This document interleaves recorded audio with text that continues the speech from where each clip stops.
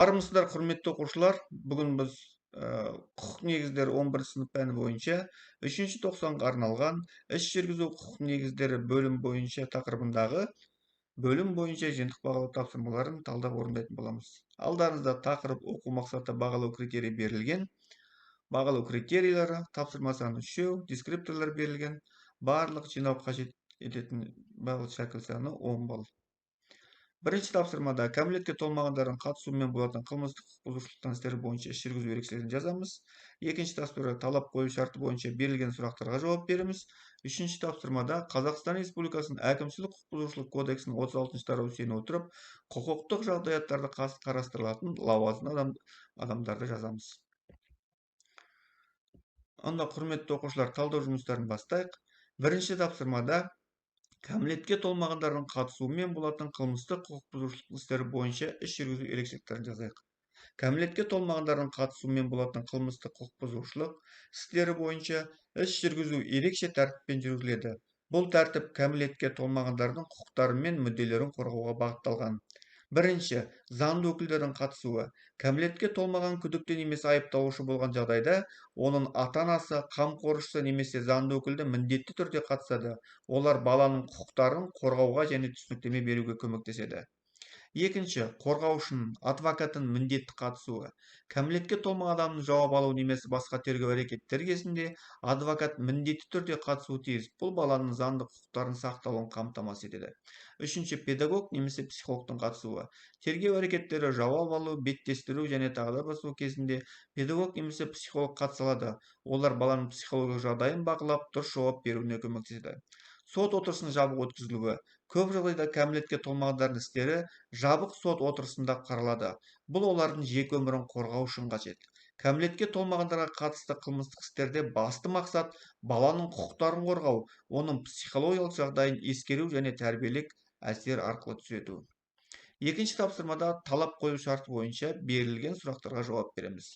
Талап арызда жауапкер туралы қандай мәлімет берілуі тиіс?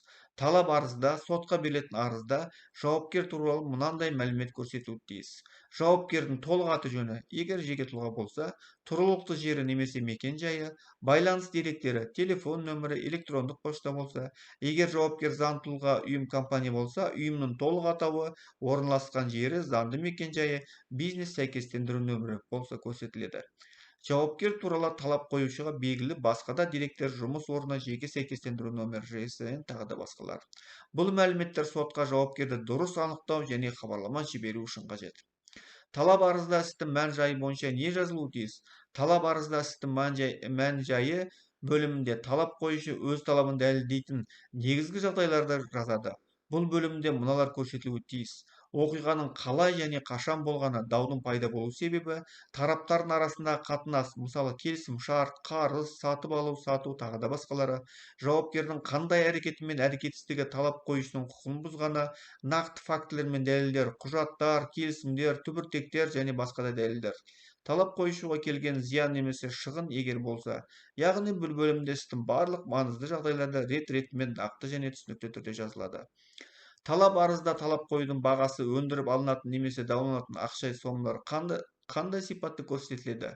Талап арызда талап қоюдың бағасы, өндіріп алынатын немесе дауланатын ақшалай сомалар нақты және дәл көрсетілуі тиіс. Олар нақты ақшалай мөлшерде теңге түрінде жазылады. Есептелген түрде көрсетіледі, яғни соманың қалай шыққаны түсіндіріледі. Егер бірнеше талап болса, әр таланту сомасы жеке-жеке көрсетіледі. Барлық сомалар жалпы талап қою бағасына қосылып, қорытынды сомасы көрсетіледі. Яғни талап арызда ақшалай талаптар анық, дәл және есептелген сипатта беріледі. Талап қою арызына қоса берілетін құжаттар қандай? Талап қою арызына қоса берілетін құжаттар талап арыздың көшірмелері, жауапкерлер мен басқа қатысушылардың санына қарай, мемлекеттік баж төленгенін растайтын құжат, түбіртек, талап қоюшының талаптарын дәлелдейтін құжаттар, келісімшарттар, түбіртектер, анықтамалар, хаттар және басқа дәлелдер. Жауапкерге талап арыздардың көшірмесі жіберілгенін растайтын құжат, егер жіберілген болса. Егер талап арызды өкіл берсе, онда сенімхат немесе өкілдің өкілеттігін растайтын құжат. Талап қою бағасының есебі, егер ақшалай талап қойылса, бұл құжаттар сотқа істі қарау үшін талап арызбен бірге міндетті түрде беріледі. Үшінші тапсырмада Қазақстан Республикасының әкімшілік құқық бұзушылық кодексіне 36 тарау сүйене отырып, құқықтық жағдаяттың қарастыратын лауазымдық адамдарды жазыңыздар. Құқықтық жағдаят. Жасы 45-тегі азамат А жұмыссыз еді. Жұмыссызбен қамту орталығына тіркелгеннен кейін ол мекеме көп ұзамай еден жуушы жұмысына ұсынады. Азамат А келісіп аталған жұмыс орнына жұмысқа кіреді. Жұмыс беруші азамат А мен еңбек шартын жасаспайды. Арада 1 жыл уақыт өткен соң жұмыс беруші азамат Аны жұмыстан ешбір себепсіз шығарып жібереді. Сұрақ: азамат Аны еңбек шартын жасаспай жұмысқа жібергені үшін тағайындалатын әкімшілік жазаны белгілейтін мемлекеттік орган қалай аталады? Азамат Аны еңбек шартын жасаспай жұмысқа жіберу еңбек заңнамасына бұзу болып саналады. Мұндай құқық бұзушылық үшін әкімшілік жаза қолданатын мемлекет орган. Қазақстан Республикасының еңбек және халықтық әлеуметтік қорғау министрлігінің құрамындағы мемлекеттік еңбек инспекциясы. Жұмыс беруші қызметкерлер жұмысқа қабылданғанда міндетті түрде жазбаша еңбек шартын жасауы тиіс. Егер еңбек шарты жасалмаса, ол әкімшілік құқық бұзушылық болып есептеледі. Мұндай жағдайда мемлекеттік еңбек инспекторлары тексеріс жүргізіп, жұмыс берушіге айыппұл түріндегі әкімшілік жаза тағайындалады. Бұл мемлекеттік еңбек инспекциясы. Екінші жағдаят: ерлі-зайыптылардың Q есімді қызы жалпы орта білім беретін мектептің 5 сыныбында оқиды. Ата-анасының діни сеніміне сәйкес олар қызын арнайы хиджаб мен киім киюді қыз баласы міндеттейді. Алайда мектеп әкімшілігі қыз баланы мектепке кіргізуден бас тартады.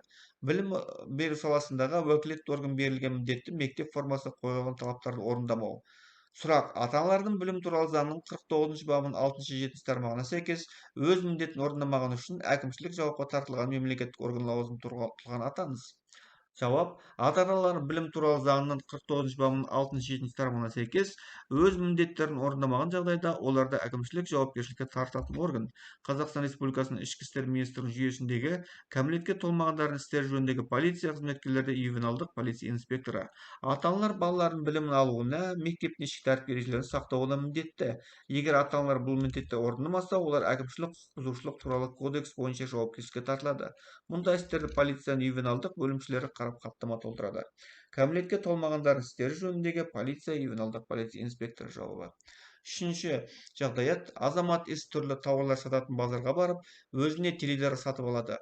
Сатушыдан бұл теледидар туралы ақпарат беруін, яғни шығарылуын жері, дайындаушы, тұтыну қасиеттері және кепілді міндеттемелер туралы айтуын өтінеді. Алайда сатушы ол туралы қажетті ақпаратты бермейді. Сұрақ: сатып алушыға тауар туралы ақпарат бермеген сатушының әкімшілік құқық бұзушылық жасағаны үшін жауапқа тартатын мемлекеттік орган лауазымды тұлғаны атаңыз. Жауап: сатып алушыға тауар туралы қажетті ақпарат бермеу тұтынушылардың құқықтарын бұзу болып саналады. Мұндай әкімшілік құқық бұзушылық үшін сатушыны жауапқа тартатын мемлекеттік орган Қазақстан Республикасының сауда және интеграция министрлігі қарамағындағы тұтынушылардың құқықтарын қорғау комитеті. Сатушыны сатып алушыға тауар туралы толық әрі дұрыс ақпарат беруге міндетті. Шығарылған жері, өндіруші қасиеттері, кепілдігі тағы да басқалар. Егер бұл ақпарат берілмесе, ол әкімшілік құқықтық бұзушылық болып есептеледі. Мұндай жағдайда тұтынушылардың құқықтарын қорғау органдары тексеріс жүргізіліп, сатушыға айыппұл салынуы мүмкін. Тұтынушылардың құқықтарын қорғау комитеті, сауда және интеграция министрлігі